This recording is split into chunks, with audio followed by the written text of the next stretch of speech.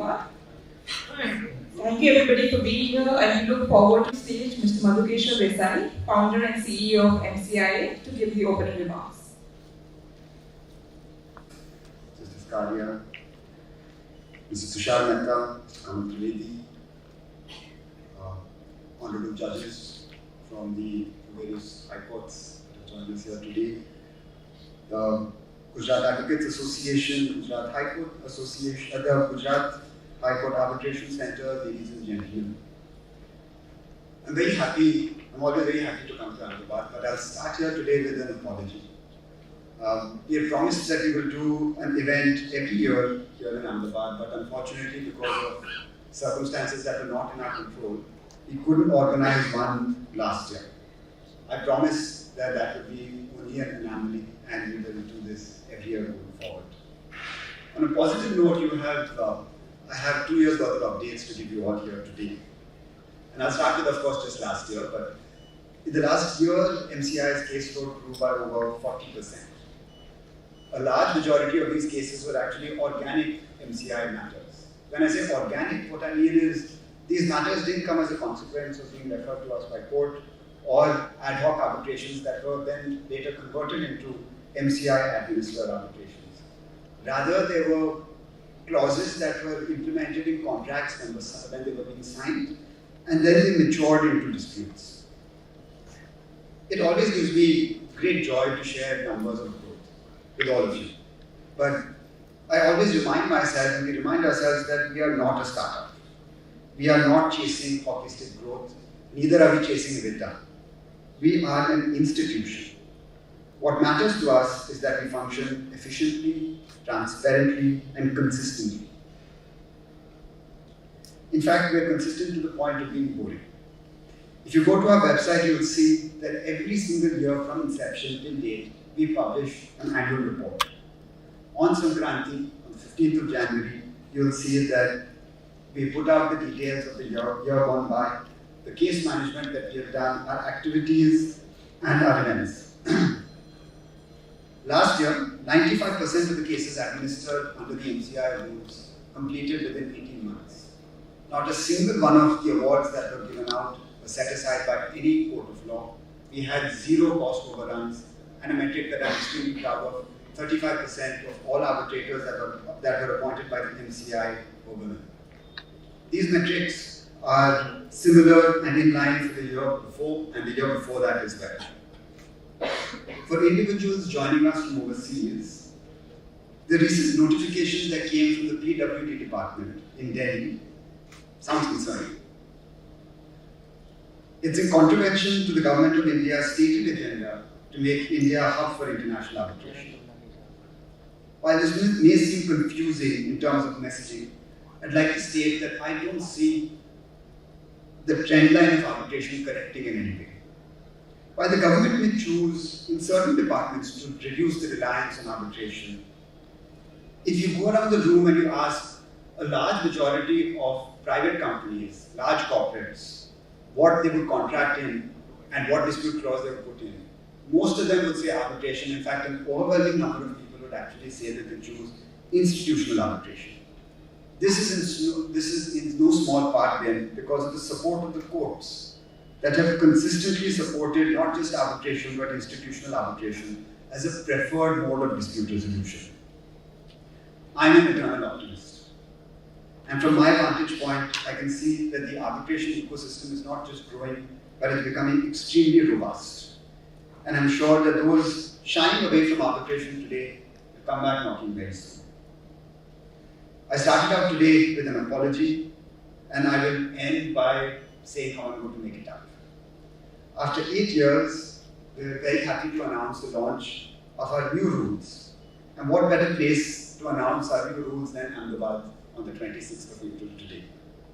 We are delighted to announce the official release of the third edition of the MCIA Rules of Arbitration. The MCIA rules will come into effect on the 1st of May, but of course will be available to everyone from today. The third edition of the MCIA rules demonstrates MCIA's continued commitment to administer arbitrations in a way that draws upon the latest innovations, not just in the Indian market, but internationally as well, but keeping and making sure that it's attuned to what the Indian market's needs and demands are. We have drawn on our experience from administering over 125 cases since inception, and we have implemented this with bringing in features such as joinder and consolidation provisions that are enhanced, early dismissal procedures, third-party funding, and publication of awards, besides a lot more. There was a joke that was happening internally that the MCIA rules would never come out because that's how long it took. We spent over a year and a half speaking to multiple stakeholders, sending out draft rules to different courts, not just in India, across the world, different parties, different companies, just to get their feedback and understand what the challenges were that they faced. And I'm happy to state that we're finally done. And from today, you can find the MCIA new rules on the website. I look forward to speaking with all of you here today. Thank you so much for joining us. Thank you. Advocate General of Gujarat to address the event.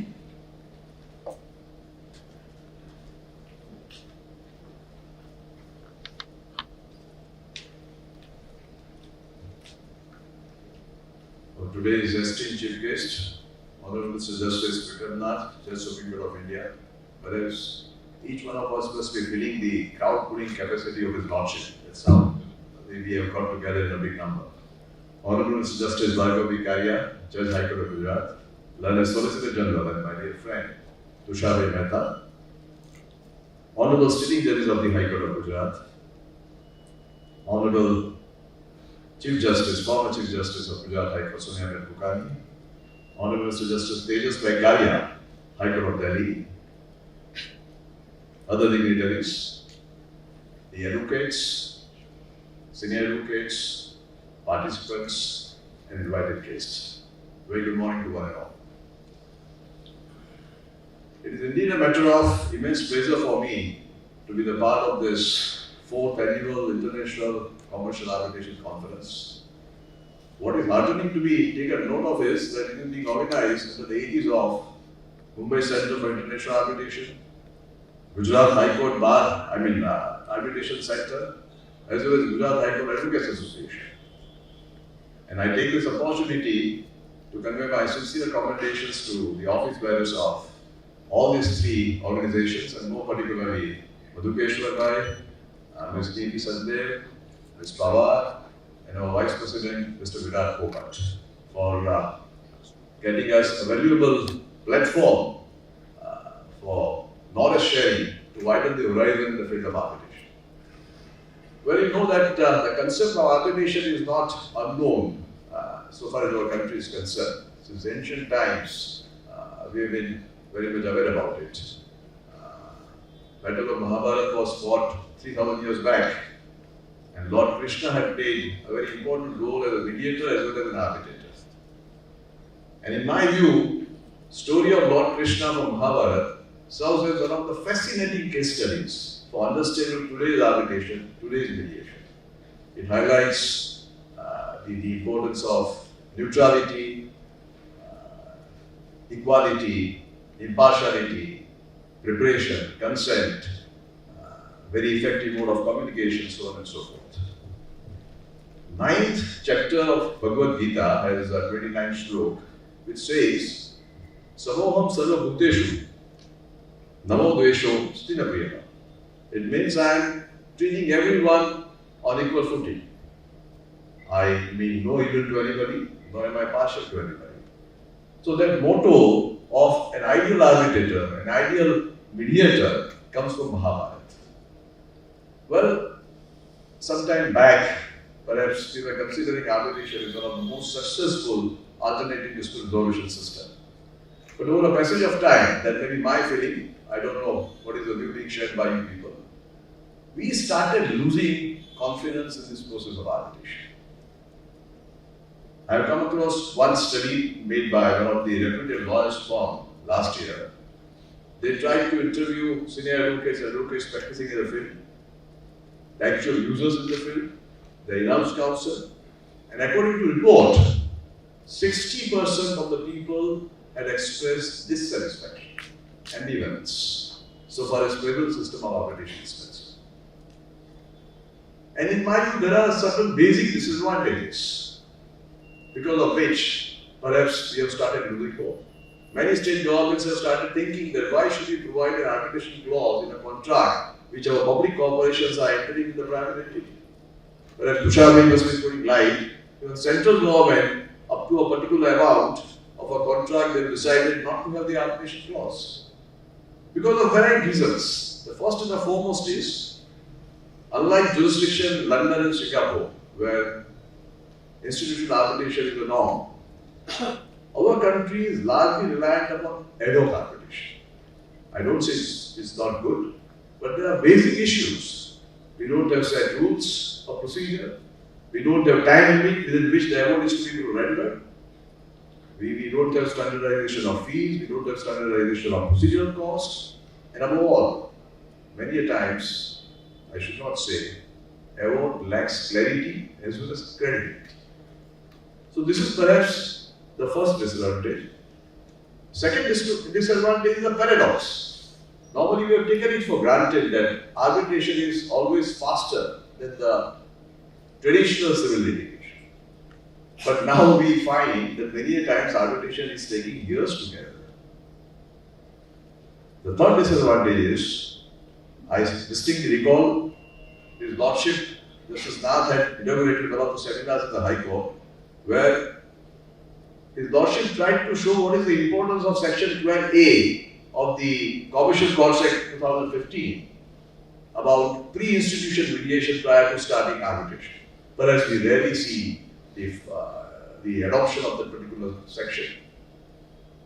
Similarly, Section 34 proceedings. Perhaps it takes years to get. It is being heard like an appeal. Normally it should be over as early as possible. Then we have, when we secure an award, we feel that we have won. But that task is not complete, it's a half battle. For enforcing the award, it takes years to get. We don't have clarity in respect of some of the aspects, some of the definitions like public law, like principles of notions of justice and morality, patent illegality. We need some clarification. And above all, we do not have very large and trained group of arbitrators in addition to the honorable judges and the lawyers like doctors, engineers, chartered accountants. Why can't we rope them all? These disadvantages can be taken care of by fine-tuning something. But at the same time, there are a good number of developments which are still maintaining our hope or confidence in the system. And the first and the foremost, as was referred to by Vikram, the tremendous growth and establishment of institutional arbitration. Today we have got some of the finest institutions like Mumbai Center for International Arbitration, we have Delhi Arbitration Center, we have Bangalore Arbitration Center, we have Nani Pathiwala Arbitration Center, even Gujarat High Court Arbitration Center, my Lord Justice Vikram had inaugurated, if I mistake not, in the year 2021. And I'm told when it started, it had hardly 3 or 4 arbitrations. Today it has got 228 arbitrations, pending arbitrations, with a fleet of arbitrators, honorable judges of High Court, honorable judges of the District Court, the lawyers. That's how it is being progressed. Perhaps the advantages of that is that we have set of rules. So there is a predictability of the procedure.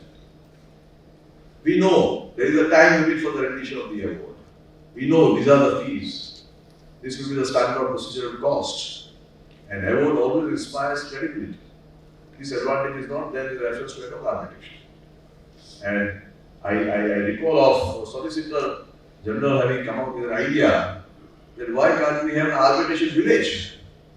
A village which may have not only the facilities for the conduct of arbitration, but also lodging and boarding facilities, recreational facilities, which is acceptable to the world community, with a jurisdiction akin to Section 16, 17, 34 and 37, with a final appeal to the Supreme Court.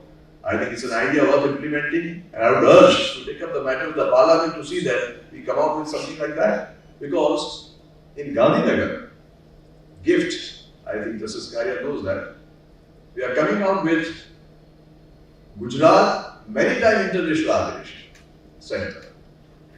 For us to give a fillip to this, if this kind of a jurisdiction is provided within the law, we can take care of so many things, out of the High Court and other authorities. The second development, in my view, is more and more coverage of different disputes. Today, parties to Indian arbitration, Indian parties, they are willing to go for resolving the disputes in the matter of acquisition, in the matter of takeovers. Various sectors are covered, like oil sector, gas sector, energy sector. We have different types of international commercial transactions which are being added day in, day out. Then we have a greater focus which is increased on technology. Of course, we have started in our High Court, but now arbitration is also online. We are using national language processing machine. We are using machine learning algorithm in order to see that we summarize the data, we review the documents, e-discovery, so on and so forth. And the fourth development, in my view, is very important. The Parliament's crusade to keep a pace as to what is happening in the world. You must have seen, Act of 1996 was amended in 2015, 2019, 2021, and now the amendment bill, I think Parliament should be complimented, of 2024, in my view, is really welcome. We have now a wider definition of the term arbitration institution. That is what proposed. As of today, only Honorable Supreme Court or the High Court can designate any institution as an arbitral institution. But now, any institution which falls within the four corners of this definition can claim to be the arbitral institution. There is a proposal to add section 9A for the purpose of introducing a concept of emergency arbitration under the Act. So, when the arbitration proceedings have begun and the tribunal is not constituted, one can go for an arbitral emergency arbitration and take interim measures in its favor. That is section 9A. And most importantly, section 34, which is sought to be amended, which is very important. And I think that amendment should come through as early as possible. Two main things. As of today, we don't have, I think you must be knowing, in Hakim judgment, the Supreme Court said that award cannot be modified. Now they have proposed that to an extent, if the award, a part of the award is beyond the terms of the reference, you can get it segregated, you can set it aside, send it back to the original arbitral tribunal for the purpose of getting it decided within a stipulated time. In my view, there is really, of course, one is to go further than that. The second amendment, of course, is invited a lot of criticism. It says that now the international arbitration award can be set aside on the ground of patent illegality. The people who oppose that say that this will discourage the faster path of international arbitration taking place. Their view is the word patent illegality is very subjective. It differs from court to court, from judge to judge. So one never knows on what ground, what will be the elements being constituted under the definition for the purpose of getting the award set aside. But I view it like this. Pardon me, even today we are coming across the awards where many portions are just like cut, copy, paste. Should such an award be allowed to stand on the ground that no, it can't be set aside on the ground of perversity or patent illegality? So what we should look for is some kind of a definition, artificial definition under the Act as to what will patent illegality mean by 1, 2, 3, 4, 5. And if it falls, your international arbitration award can be set aside. It is difficult to contemplate an award which is perverse, which is expressly suffering from patent illegality. How can it be allowed to stand? Then we have another suggestion, proposal of introducing section 34A for appellate arbitral tribunal. I think that is also welcoming. A contract can provide, in addition to the normal arbitration, there will be an appeal within the Act. Then the further section 34, 37 can be referred to. Many times the parties are okay with that award, appellate award. Matter can be put an end. Then various times which we find For the purpose of completing proceedings of Section 8, 30 days. For the purpose of completing jurisdictional issues under Section 16, so for Section 8, 60 days, for Section 16, 30 days, even for completing 30 more proceedings, time limit is 60 days. So the idea of this amendment is number one, to strengthen the growth of institutional arbitration. Number two, to reduce the court intervention. Number three, to see that the arbitral disputes are resolved at an early date. And number four, to promote the ease of business. So these are the four principles on which this 24 amendment bill has been introduced, and I wish that should be passed. It is being discussed. Let's see that it passes the muster of the Parliament as early as possible. And the last development, that it goes to the Honorable Supreme Court.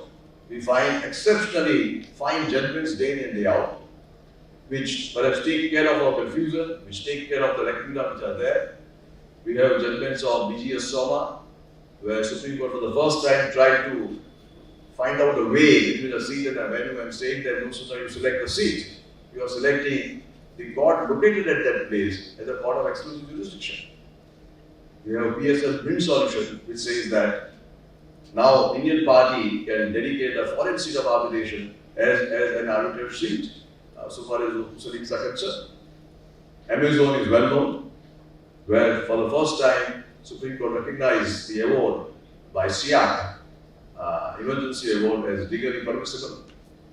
We have now NG Global, which put an end to the confused controversy.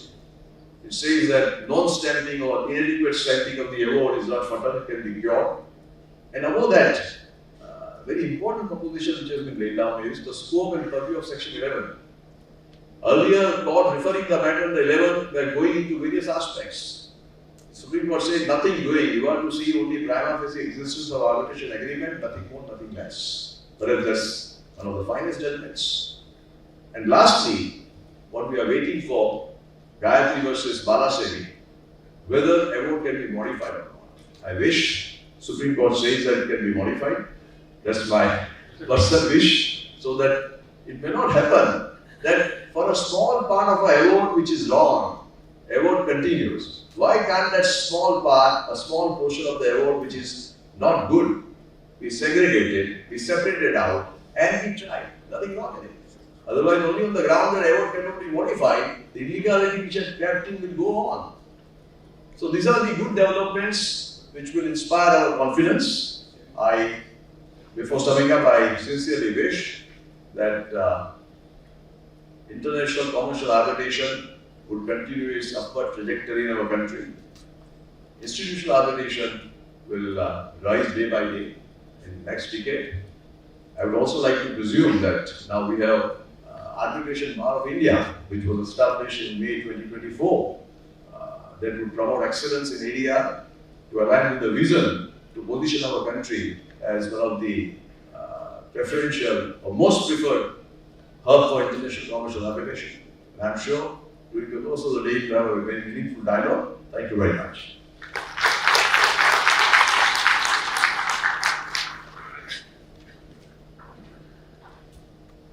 Thank you, sir. I would now like to invite Mr. Tushar Mehta, Solicitor General of India, to address the event.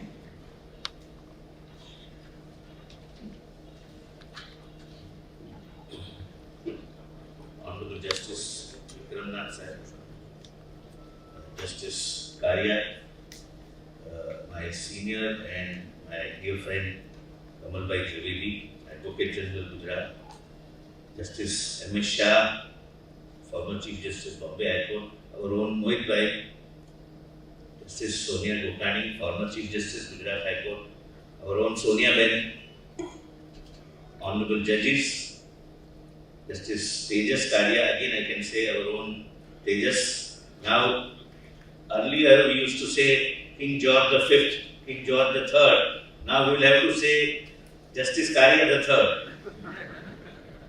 And friends, a formal good morning to all of you, because I know on a Saturday morning, listening to a subject like this can hardly be good in the morning. But there are certain issues, while I fully agree with what Kamal bhai said, I have only few points to add based upon the experience of all of us. First and foremost, the difficulty which arises when we go for an arbitration, both for the parties and for the lawyers, is the schedule of the arbitrators. And when I say schedule, I don't mean force schedule, I mean schedule of dates. I have also said this on a lighter note before a constitution bench, that after film stars, arbitrators is the only community who have two things in common. One, they don't have dates. Whenever you say next date, they will bring out their diary and say that up to August I have no dates. And second comparison, like film stars, but unfortunately in case of arbitrators, they work in 3 shifts. Now what is the solution? One, self-imposed restrictions by the learned arbitrators.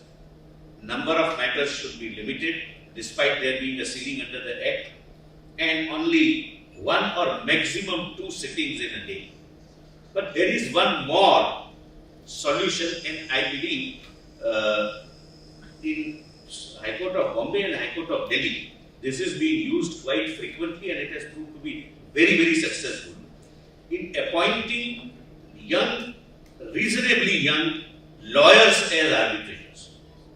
They are young, they want to prove themselves, their integrity is beyond doubt because they have to prove themselves before the bench appointing them, and they devote time with full integrity, and their awards carry more credibility than rest of the awards. The last part may be a little harsh, but that's a reality, and unless we accept that reality, we will not be able to solve the problem. Why are we not considering anyone other than the former judge to be the arbitrator? Unless the question is purely a question of law which cannot be examined by anyone else without a judicial background. When we think of choosing arbitrator as lawyers when we are called upon, we start thinking in terms of the former judges. Why not good technocrats? Why not good bureaucrats? They have experience, they have exposure, they have maturity, and most of them have credibility also.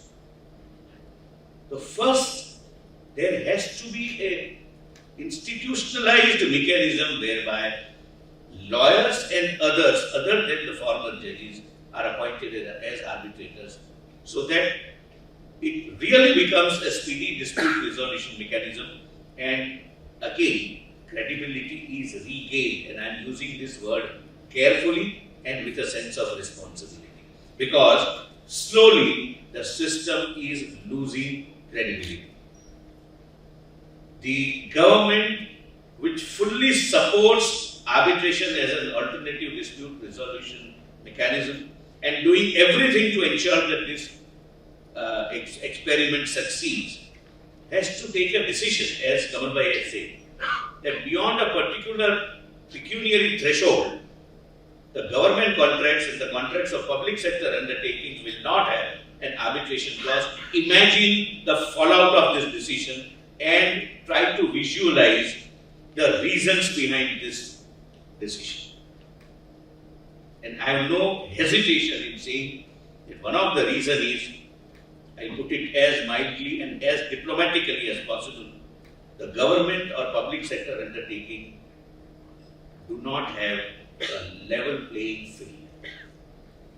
Everyone involved in arbitration knows what that phrase means. Kamal bhai said about the survey conducted where 60% of the lawyers did not speak in favor of the arbitration. My belief, depending upon the personal views shared by friends in the corridors where the real view comes, that 60% must have been bold enough to say what they felt.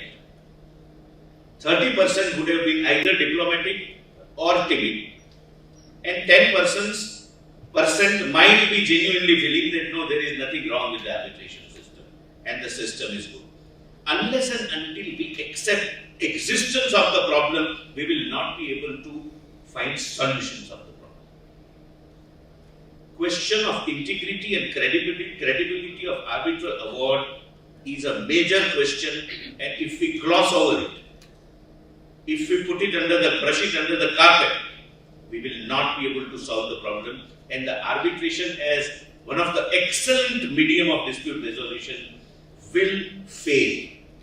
In the international scenario, international parties or even domestic parties taking international institutional arbitrations have started avoiding choosing Indian arbitrators. This is a red flag, and it's not too late before we come out with a solution which gives credibility to our arbitration. There was a discussion amongst few like-minded friends who were aware about the problems in the arbitration. The problem which arises out of first, the arbitrators being too busy, accepting too much for their time, and the availability of the computer, where that copy-paste, as Kamal has said, is a very easy method.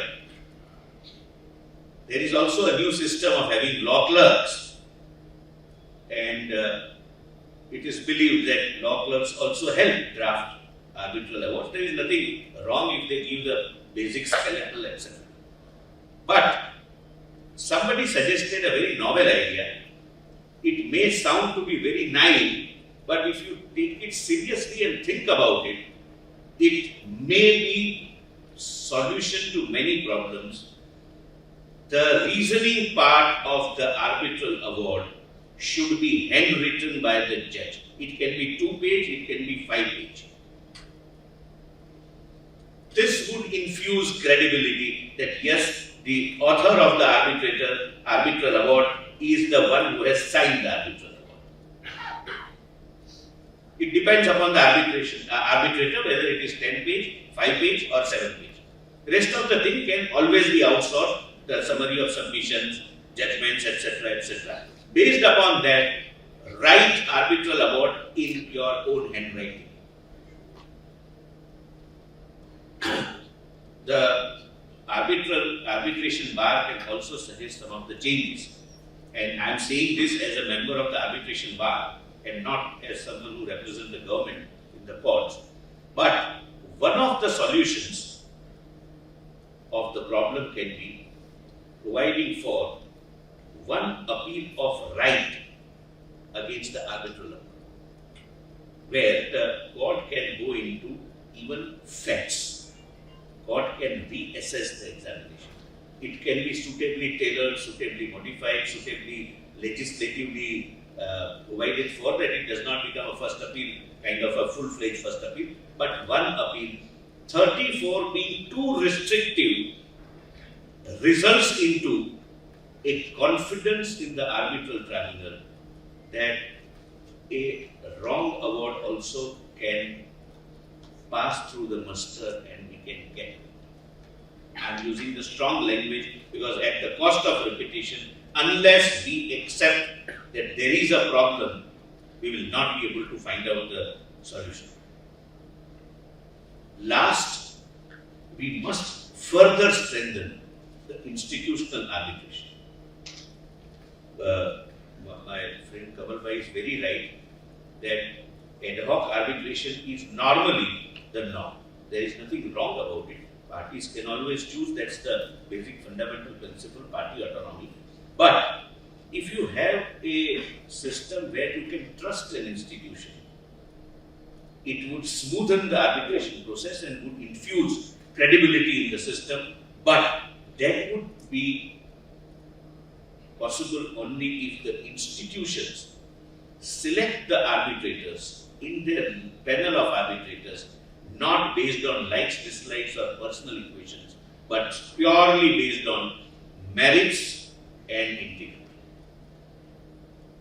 It's a question of existence of the system, and mind you, since all of you are in some way or the other concerned with the arbitration, unless and until some drastic steps are taken on these issues, the system has started failing. People have stopped taking arbitration process seriously, and its credibility, even if it is not deserving, is in doubt. We will have to find out something. But so far, what we have done is best system of alternative dispute mechanism, the fastest system. The judiciary is clogged with the regular suits, regular first appeals. This can be one of the finest solutions of the problem. We have done all good things so far. We will have to now start speaking bad things and try to find out solutions. I am sure the institution and Niti is so active in this field. She will also consider, and the institution itself will consider, constituting a kind of an independent, neutral people who are not interested, who have no vested interest in the system per se, to sit together, put their heads together and find out some solution so that this lack of credibility is wiped out and the credibility is infused. I thank the institution that I'm given this opportunity to speak before such a learned and intellectual audience, each one of you are definitely more informed and more learned than me, and I have no hesitation in admitting that. Thank you so much. Good day.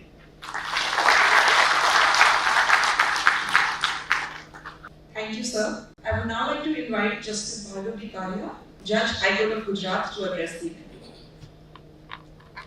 Vikram, Nath, Judge, Supreme Court of India. Honorable Mr. Justice Mehta, former Chief Justice, Bombay High Court. Honorable Mr. Justice Sonia Rupai, former Chief Justice, Gujarat High Court. Honorable Mr. Justice Kamal. Honorable Judges, my brother and sister judges, my esteemed brother Justice Karia, Judge Delhi High Court. Shri Tushar Mehta, Solicitor General of India. Shri Kamal Trivedi, Advocate General. Office bearers of MCIA, Gujarat High Court Advocate Association. Dear participants, ladies and gentlemen, very good morning to all. I am indeed grateful to MCIA, Gujarat High Court Advocate Association, and Gujarat High Court Arbitration Center to invite me for this event. I am sure this 4th edition of conference, by joint efforts of MCIA and Gujarat High Court Advocate Association and Gujarat High Court Arbitration Center, would pave a long way for strengthening arbitration in India while deliberating on the subjects which are relevant in today's context. As we all know, arbitration in India has progressed significantly from a peripheral mechanism to a preferred mode of commercial dispute resolution. Shri Kamal and Shri Tushar have elaborated on the today's issues, but I must say, the evolution which has been legislative, judicial, and for many of us who have been closely involved in its unfolding, deeply personal. As its core lie key factors such as emphasis on neutrality and independence of arbitrators, a conducive legal framework, most notably to amendments of 2015 and 2019 of the Arbitration Act 1996 and the establishment of institutional mechanism that actively facilitates and streamlines arbitral proceedings. Institutions like MCIA and Gujarat High Court Arbitration Center and other arbitrations in other states centers are the pillars, strong pillars of India's evolving arbitration ecosystems. In Gujarat, Gujarat High Court Arbitration Center has been established under the able guidance and the leadership of Hon'ble Mr. Justice Vikram when he was the Chief Justice of Gujarat High Court on 28th February 2021, with an objective to provide fair, efficient, and cost-effective alternative for resolution of disputes through arbitration. As you know, Gujarat High Court Arbitration Center has become a preferred forum for arbitration, providing complete assistance for smooth functioning of arbitral proceedings in accordance with the Gujarat High Court Arbitration Center Rules 2021. Till date, about 2,600 arbitration meetings have been successfully scheduled, which has also includes 378 meetings of ad hoc arbitration and about total 385 matters instituted in the last 3 years, and about 157 final arbitral awards have been received till date in the center. It is also heartening to know that, keeping with global trends in judicial policy encouraging settlement and consensus-based resolution, Gujarat High Court Arbitration Center has also established dedicated Mehta, Mediation Arbitration Center, inaugurated by the Hon'ble Mrs. Justice Sunita Agrawal, the Chief Justice of High Court of Gujarat, on 15th August 2024. This is a progressive initiative that seamlessly blends between the non-adversarial nature of mediation with the finality of arbitration. In MEDA, parties are first encouraged to attend mediations, facilitated by the accredited mediators and panel with the center. And if the mediation fails between the parties, the dispute is seamlessly decided by the arbitration, resulting into continuous resolution process within the same institutional framework. You all must be familiar with the facilities available with the Gujarat High Court Arbitration Center. However, with the growing caseload and the expanding scope of services, the Gujarat High Court has also approved development of a new 3-storied arbitration building with modern amenities, which includes arbitration rooms, conference halls, with the state-of-the-art facilities, which is going to come up in a very near future. Therefore, considering the nature of arbitration, which is a consensual process based upon agreement between the parties, so as to resolve the dispute without resorting to litigation, provides various choices to both the sides.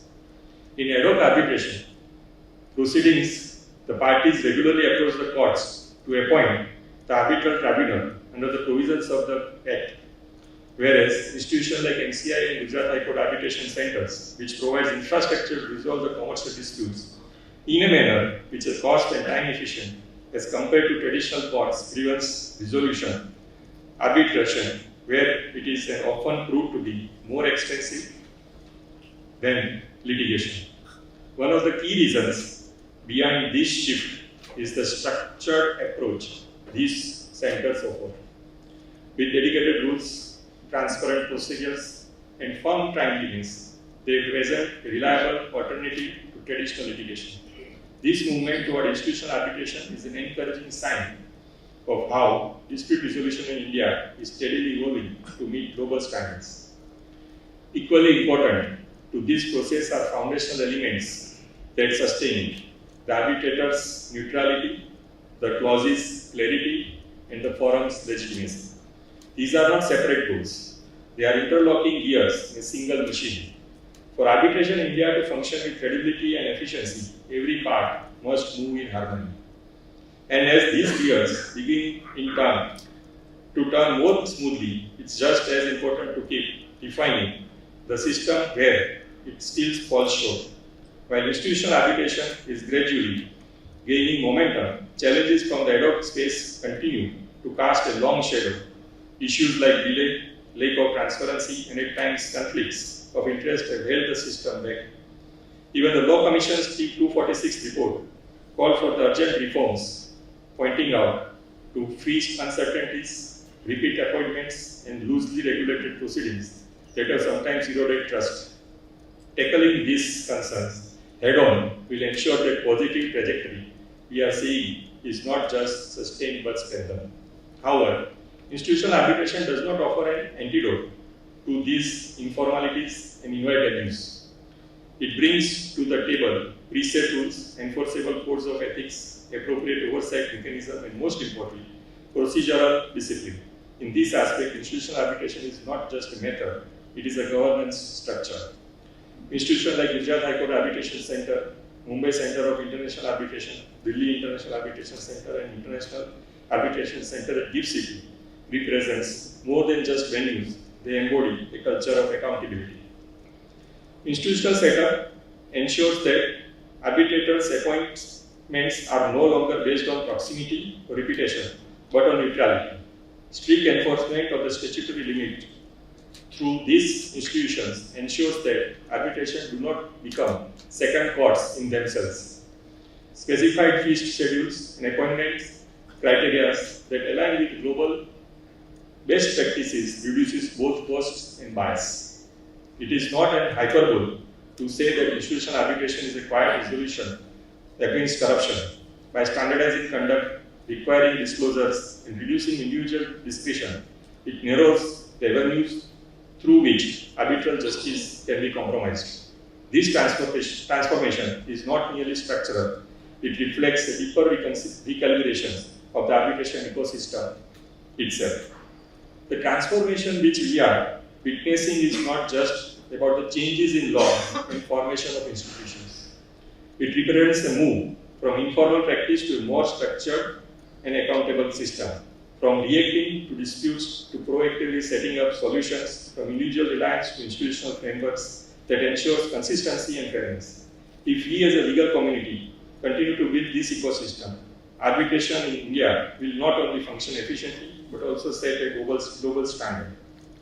As we are aware, the basis of any arbitration is the freedom of parties to agree to submit their disputes to an individual or to a panel of individuals whose judgments they are prepared to trust and obey.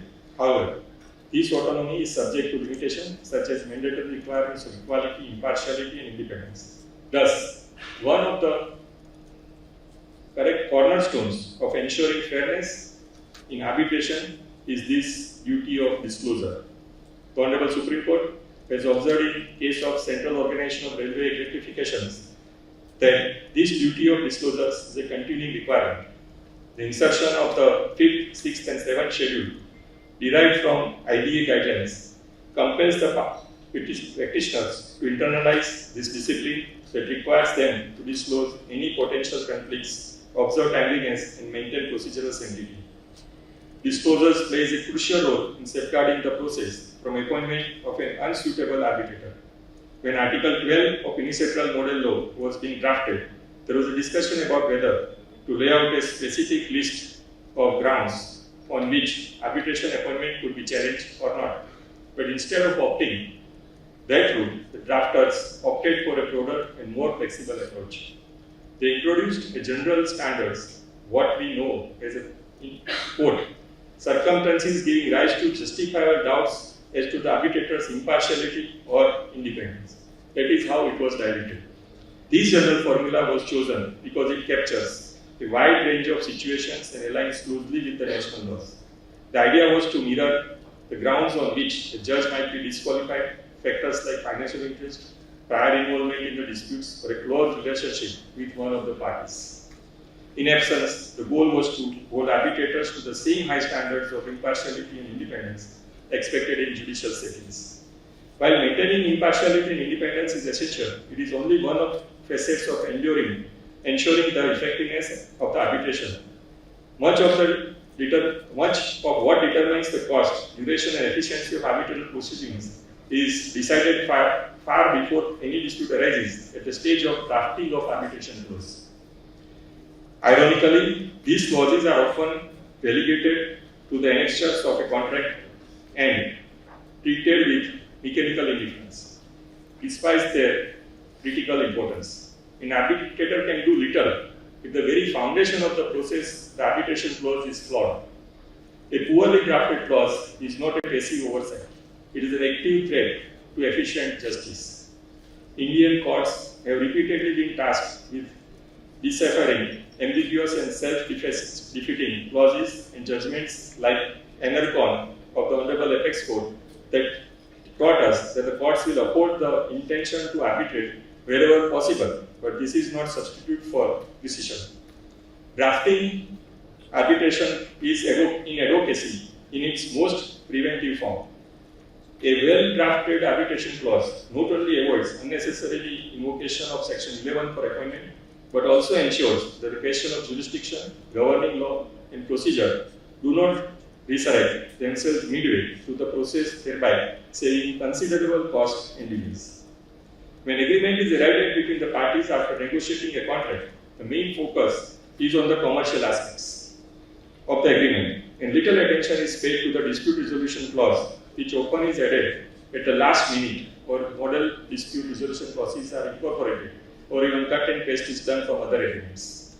A well-drafted arbitration clause is no guarantee of successful arbitration, but a badly drafted clause may be the cause of years of proceedings, wasted cost, award what is unenforceable. Arbitration clause is required to be drafted with care and caution to specify the scope of arbitration, arbitration institution, seat of arbitration, arbitrators, confidentiality, document production, or discovery. Care should be taken in drafting an arbitration clause to ensure that it is simple, economic, and clear. Otherwise, the situation may arise that a significant time and expenses may be unnecessarily wasted. Therefore, any arbitration clause should contain clear and mandatory language and clearly defines the seat and distinguish the legal seat from physical venue of hearing. Specify the language for an arbitration proceedings and documents to prevent misunderstanding. It should clearly state which law will govern the agreement. Most importantly, the arbitration clause must include a clause that outlines how the cost and fees will be shared to avoid later disputes and ensures that arbitral award would be the final and binding, preventing unnecessary court litigations. Arbitration clauses are familiarly called midnight clauses because such clauses are often reviewed last minute before the signing of the contract and are often considered as unimportant as compared to other substantive clauses of contract, especially compared to financial clauses. Therefore, drafting of major arbitration clause is to give an equal importance being a major provision and should not be left at the end of the negotiation as a boilerplate clause. Having drafted an arbitration clause in a simple, economic and clear language and on invocation of arbitration either ad hoc or through institution leads us to the role of arbitrators and tribunal, keeping such arbitration free from corruption and other unwelcome issues. So far as the institution arbitration is concerned, several institutions have recently provided arbitrators with guidelines and toolkits to handle the corruption or created pledges and task force to tackle the problem. But these efforts are not enough. From blacklisting the shady parties to institutions' ongoing education program and corruption advisors, institutions can do more to keep corruption out of the tribunals and promote clean and fair arbitration. Such unwelcome issues or allegations by parties are required to be avoided in such scenarios.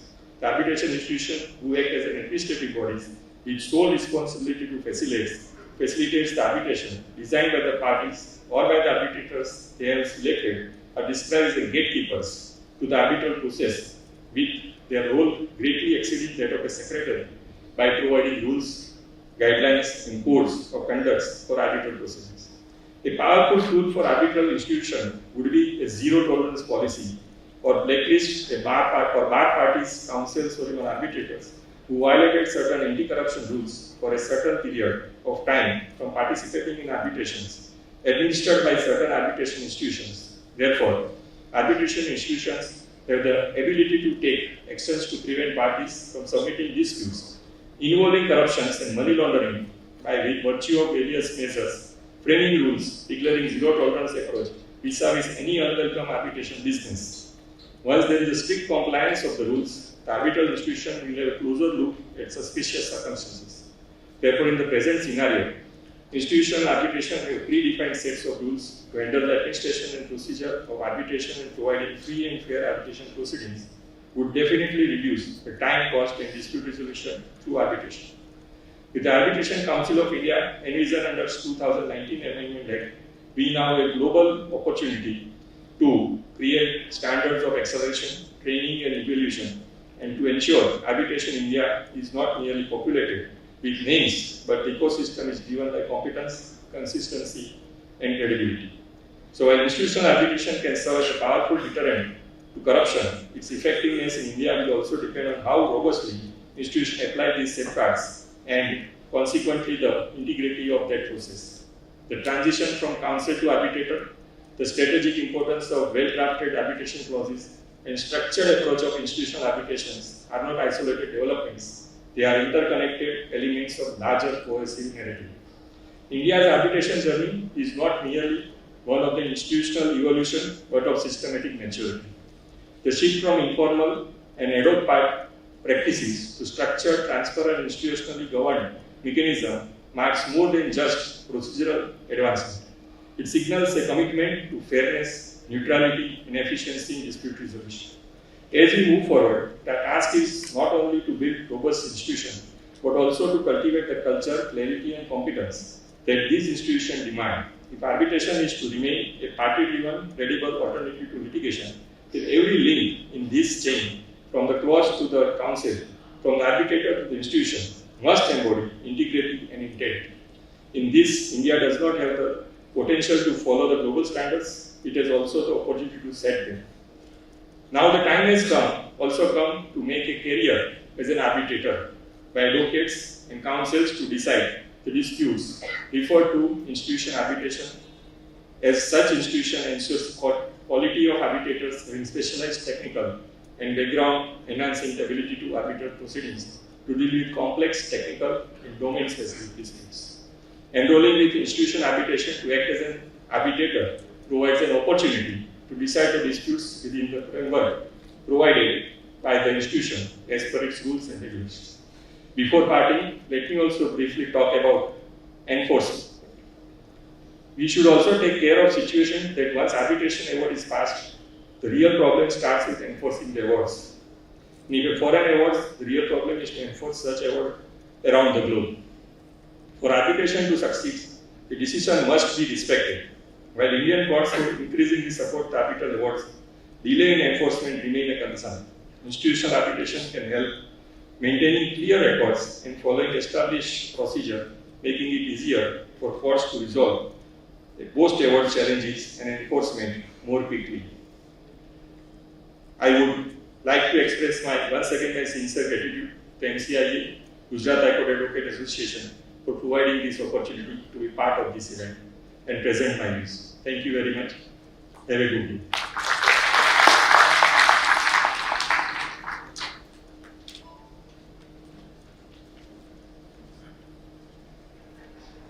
Thank you, sir. I would now like to invite to the stage the chief guest for the event, Justice Vikram Nath, Judge, Supreme Court of India, to deliver the keynote address.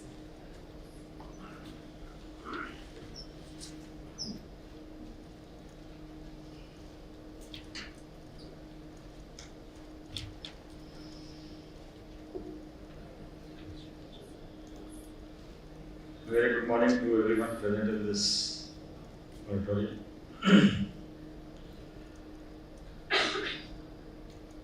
This is Bhargav, Karia, Mr. Tushar, Mehta, Solicitor General of India, Mr. Kamal, Trivedi, Advocate General, Gujarat, the other judges, the Gujarat High Court and Delhi High Court, former Chief Justices and judges,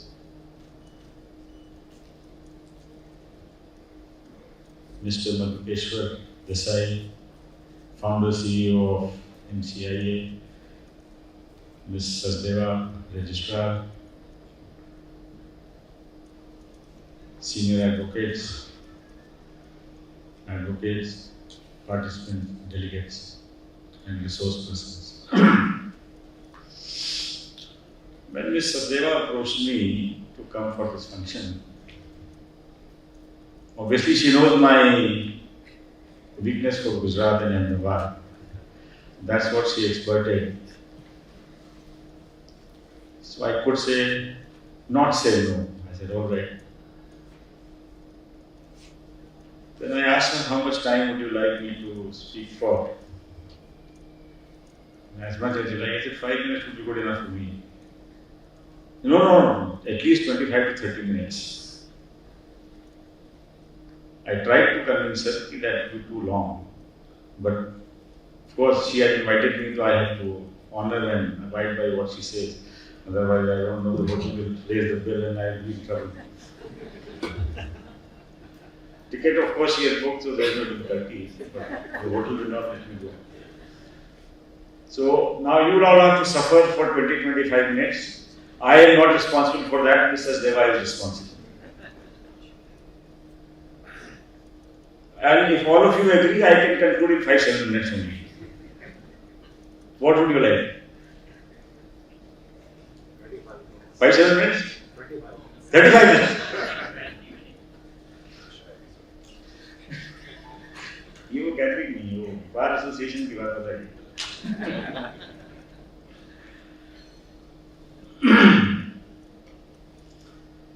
I would truly endorse and fully endorse what previous speakers have very eloquently addressed.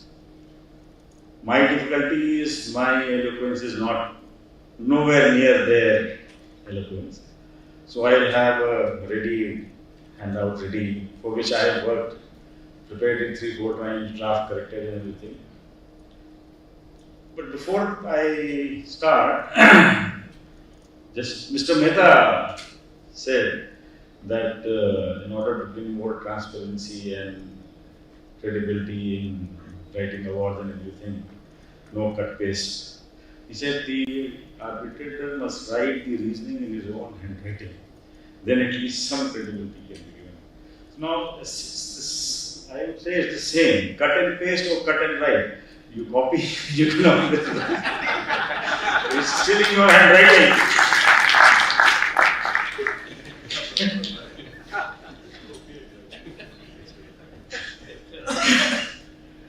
I was just thinking, Mr. Mehta said that, but then how could he just miss out? It's easy to copy even writing in your own hand, thinking and writing in one more difficult.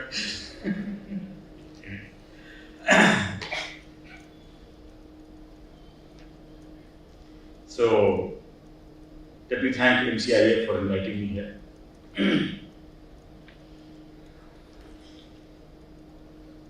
It gives me great pleasure to address this August gathering at the 4th Annual International Arbitration Conference in Ahmedabad. The diversity and caliber of participants here today, seasoned jurists, institutional leaders, and emerging voices bears testimony to a growing truth. Arbitration is no longer viewed merely as an alternative to litigation. It is increasingly being embraced as the preferred mechanism for resolving commercial disputes in an ever-evolving global marketplace. Arbitration, unlike litigation, is fundamentally a creature of contract. Its jurisdiction and scope arise solely from the agreement of the parties. Yet, it remains a rights-based adjudicatory mechanism in that it is designed to resolve disputes through the determination of the parties' legal rights and obligations. It reflects a mutual decision by commercial parties to choose an adjudicatory forum outside the traditional court system, one that is typically more specialized, more efficient, and more flexible in procedure. What distinguishes arbitration is the autonomy it offers. Parties can shape the framework of the dispute resolution process, choosing their tribunal, procedural rules, seat of arbitration, and applicable law. Yet, none of this comes at the cost of legal rigor. On the contrary, arbitration upholds due process and delivers outcomes with legal finality. In a world where business is transacted across jurisdictions and sectors, many of them highly technical, this ability to combine flexibility with formality is what makes arbitration a preferred choice. We must be clear, arbitration is not an escape from justice. It is a different path to it. It does not dilute due process, rather it seeks to streamline it, and it does not bypass the courts. It functions in partnership with them. The growth of arbitration is not accidental. It mirrors the needs of a global commercial ecosystem. Parties seek subject matter expertise, procedural efficiency, and international enforceability. Arbitration meets that demand in cross-border contexts. It often provides the only credible alternative to submitting disputes to unfamiliar national courts. This conference gives us an opportunity to reflect, to discuss openly, and to share lessons. What is working, what is not, and what more needs to be done. It's also a moment to build connection between judges and practitioners, between institutions and the government, and most importantly, between generations. As we begin this conference, I suggest we think about 3 simple but important questions. First, who is going to carry arbitration forward in the years to come? Second, how much of a difference can one well-written clause in a contract really make? And third, can Gujarat become a place where more and more people choose to settle their disputes? Let's begin with the first. In India, arbitration has traditionally been seen as the domain of retired judges or very senior lawyers. While their experience is deeply valuable, times are changing. Today, young lawyers are better trained, more specialized, and more exposed to international practices than ever before. Young lawyers are not here? Yeah, please clap. Yes.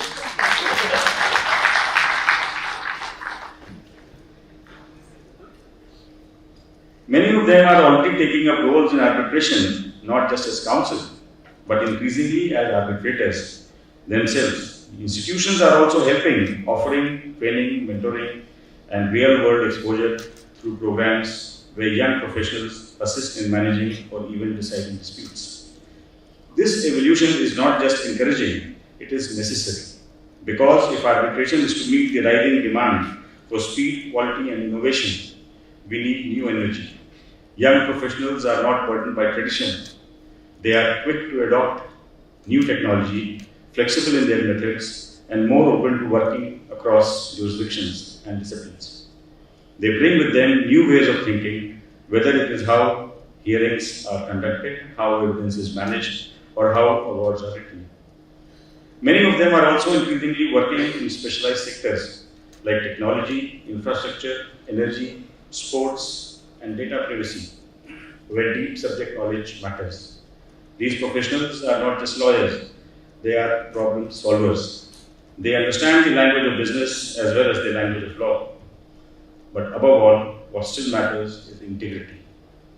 No amount of technology or training can replace the importance of honesty, impartiality, and a commitment to fairness. The responsibility of acting without fear or favor rests not just with judges, but with arbitrators as well. And from the bench, we must support the shift by encouraging diversity, recognizing merit, and making room for the next generation. Let us also not underestimate the role of visibility. Young professionals need platforms where their competence can be seen, their judgment tested, and their perspectives valued.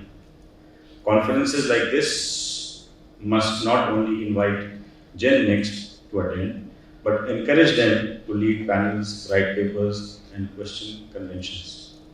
Our courts must remain conscious of the importance of this generational handover. When parties challenge the appointment of young arbitrators solely because of their age or perceived inexperience, the test should always come back to merit and capability. We must stand firm in support of competence, not just seniority. And we must create a culture where mentoring, collaboration, and knowledge transfer happen naturally, so that tomorrow's leaders are ready today. Legal education must also play its part. Our law schools need to embed arbitration not just as a subject, but as a mindset, encouraging students to think in terms of resolution, not just rights. Clinical programs, moot competitions, internships at arbitral institutions, all of these help create a generation of lawyers who don't just understand arbitration on paper, but are ready to engage with it in practice. The second question about drafting. We often hear that a well-written arbitration clause can save time and money. Is that really true? In many cases, yes. A vague arbitration clause is a gift that keeps on giving, mostly to lawyers. The fight too often starts not with the merits, but with disputes over seat, language, roster size, or even scope. Every unanswered question is an invitation to expensive detours. An efficient clause does the basics of a single breath. It sets the seat of arbitration clearly, lays down the rules, decides the number of arbitrators, mentions the language of the proceedings, and wherever possible, includes a provision on costs. That's simple, but powerful. A vague or poorly drafted clause can cause confusion about where the arbitration should take place, how many arbitrators there should be, what language it should be in, or whether the dispute even qualifies for arbitration. These become unnecessary hurdles that slows down everything. On the other hand, a clear clause can set the direction from the start. It becomes a map that helps parties stay on track, even where there is disagreement.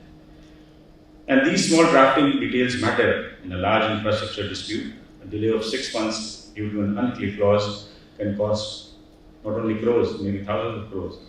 In cross-border commercial deals, a fight over seat or language can derail business relationships and affect reputations. When the starting point is right, the entire journey becomes smoother. Of course, not every delay can be avoided. Some issues are complex and some parties may still try to drag things out. But when the starting point is clear, it becomes easier for both the tribunal and the courts to move the process along. Good drafting doesn't guarantee a smooth ride, but it certainly improves your chances. And finally, the third question, can Gujarat become a hub for arbitration? Oh yes, very much. I believe the answer is yes. Gujarat already has the ingredients, a strong business environment, improving infrastructure, and institutions that are training young legal talent. The state is well connected, and cities like Ahmedabad are more than capable of hosting serious legal proceedings, whether physical or virtual. But for Gujarat to become a truly preferred destination, a few more things are needed. Strong user-friendly rules, modern well-equipped hearing centers, and a judicial approach that supports arbitration and respects party autonomy.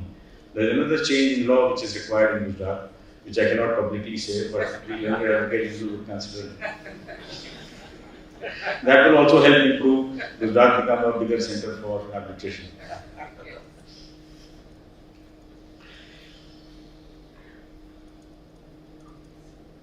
Courts here must show by example that they will step in when needed and step back when not. It is also important that we communicate these strengths clearly. In today's world, reputation matters. If businesses see Gujarat as a place where disputes are handled fairly and efficiently, they will choose to come here, not just to do business, but also to resolve their disagreements when needed. Institutions must lead in telling the story by publishing performance data, hosting global conferences, and building credibility with consistent practice. A part of this conference, there is also an important debate on whether institutional arbitration can help reduce corruption. It's a relevant and timely question. Institutions being structured, they have rules, timelines, panels of arbitrators, systems for transparency, and processes to review rewards. All of this helps reduce the chances of unethical conduct. It makes it harder for parties to manipulate the process or bend the outcome unfairly. Institutions also provide a standard of quality and consistency that ad hoc arbitration often struggles to match. But institutions alone are not enough. The people involved, councils, arbitrators, courts, must also stay alert and committed to doing the right thing. Even the best tools can be misused if the people using them do not act with integrity. At the end of the day, rules matter, but values matter more. That's why, as we discuss reforms and improvement, we must keep the focus on ethics at every level. We need institutions to train not just in skills, but in conduct. We need lawyers to see themselves not just as representatives, but as officers of justice. And we need arbitrators to act as decision makers with a deep sense of responsibility, not simply as private judges. And we must not forget that trust, once broken, is hard to rebuild. Every time a poorly reasoned award is passed, it affects not just the case at hand, but the credibility of the system as a whole. Institutional integrity isn't built overnight. It is earned slowly by getting it right again and again. From the judiciary side, our role is to support arbitration by referring parties to it quickly when they have agreed to it, by granting interim relief where needed, and by enforcing awards unless there is a serious issue. Courts must provide confidence to parties that when they choose arbitration, that choice will be respected. And we must also send a message when someone misuses the process. If a party files a challenge just to delay things or takes the process lightly, courts must be ready to impose real costs, not as punishment, but to protect the system from being taken for granted. Before I close, let me leave you with 4 simple thoughts. To the young professionals here, say yes to every opportunity to learn, assist, and grow in this space. The field is open to you. You are not the future of arbitration, you are its present. To those who draft contracts, treat the dispute resolution clause as a safety net. It may seem like a small detail, but it can make all the difference when things go wrong. To arbitral institutions, be transparent. Share your data. Let people know how long proceedings take, how challenges are handled, and how diverse your panels are. That transparency is not just good practice, it builds trust. And to policymakers and leaders of the bar, continue building up our arbitration infrastructure, both in terms of space and reputation. Let's make India, and Gujarat in particular, a destination not just for investment, but for trusted, effective dispute resolution. Let me end with a simple image. Think of arbitration as a bridge. On one side, you have business and commerce, ideas, partnerships, investments.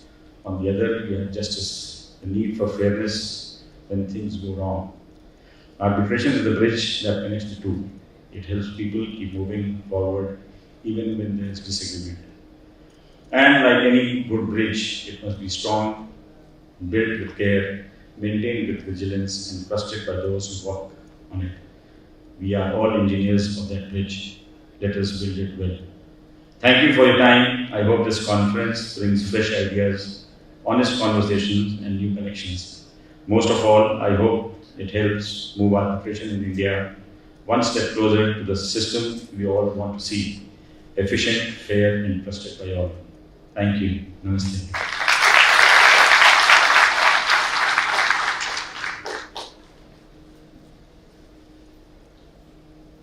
Thank you, sir. I would now like to invite Niti Sachdeva, Registrar and Secretary General of MCIA, to deliver the closing remarks.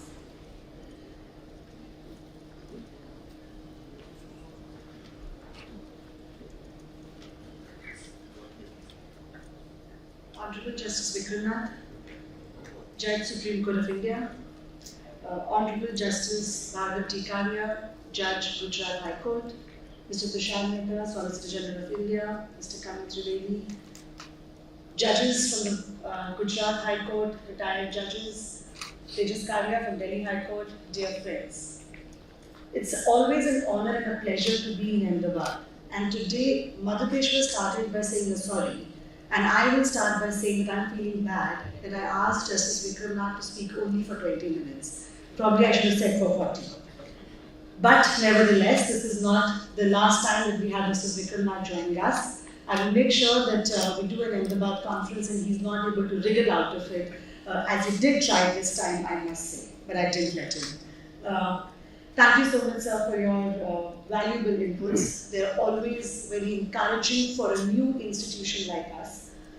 I will not take much time, but I just thought that on all the great points that our speakers have spoken today, I should say that what we are trying to do and what we as a community can probably bring together and say that this is what we have achieved from this conference to the next conference that we're here.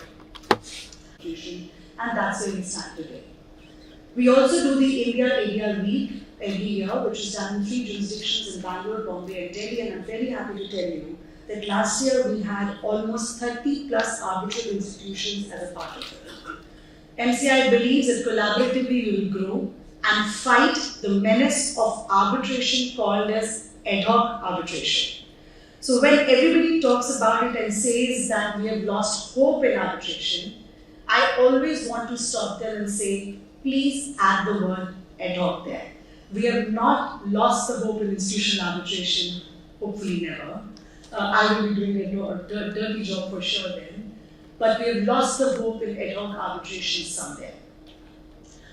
So you spoke about, all the speakers spoke about today that how arbitrators play a very vital role, and probably what losing hope or credibility we're talking about, and arbitrators are the ones who are responsible to step up and bring in credibility. We're very happy to tell you, sir, that we've tied up with the Chartered Institute of Arbitrators. Vyapar is a part of the CIR India branch as well. Justice Karia used to be a part of it as well. Now, of course, having donned on a different hat, we now have a very robust training program. We want to train arbitrators on how to actually write awards. We are not still training them on handwritten or typing, we will leave it to them, but on how do they draft an award that when the award reaches the court, it stands the scrutiny of the court. As regards the young arbitrators, sir, again, we are very happy to tell you that last year MCIA appointed 40% of the arbitrators who had their first appointment as an arbitrator. And what Madhukeshwar gave us statistics, we've had arbitrations done in less than 18 months.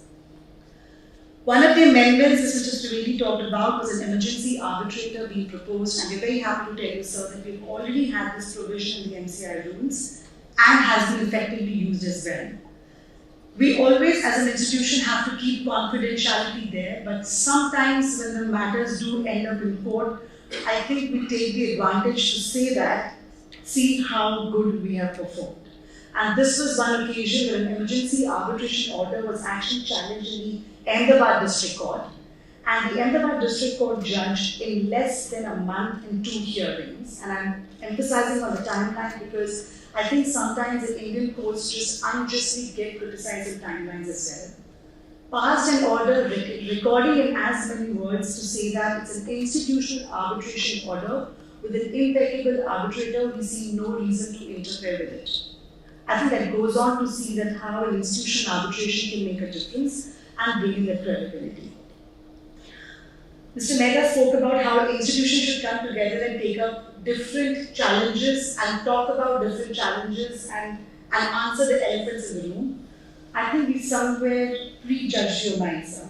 And we have a debate purely on that topic to call it institutional arbitration can effectively curb corruption and dispute resolution.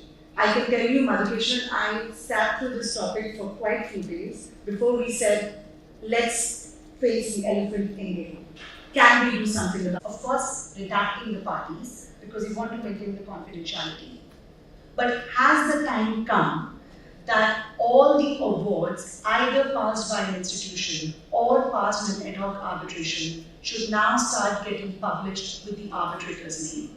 Will that bring in the credibility as well? I think those are some of the thoughts that we want to discuss today and probably have your input as well going forward as to how, as an institution, we can bring in more confidence in the process and not start off by talking about a PWT notice or something else, but very confidently say that we want to arbitrate, come to India, that's how resolve this. Thank you very much once again for all of you for taking out your time, to all the participants to be here. We're looking forward to a good day of discussion. One last housekeeping announcement. As a registrar of the MCIA, one very hard task I have is always to maintain the timeline. I know we are running late, so I'm sorry, but I'm going to cut down on the tea coffee break. I request you to get your teas and coffees, come back in the room. We'll start the next session exactly in 10 minutes. Thank you once again.